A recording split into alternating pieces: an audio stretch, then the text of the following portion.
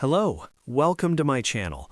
In this video, I'll be showing you how I personally view cryptocurrency prices and explore different digital assets using Google Finance. So, in this Google Finance tutorial, I'm walking you through how I check cryptocurrency prices and track market movements in a simple and efficient way.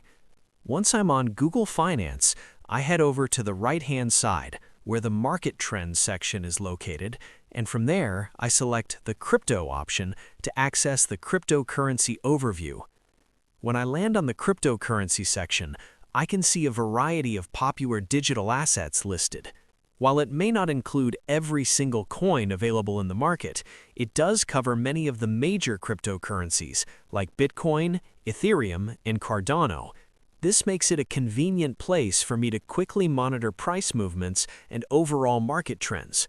What I find useful is that I can easily view price changes, daily percentage movements, and general performance at a glance. This helps me stay informed about volatility, momentum, and potential opportunities in the crypto space without needing advanced platforms or tools. The layout is clean, responsive, and beginner-friendly.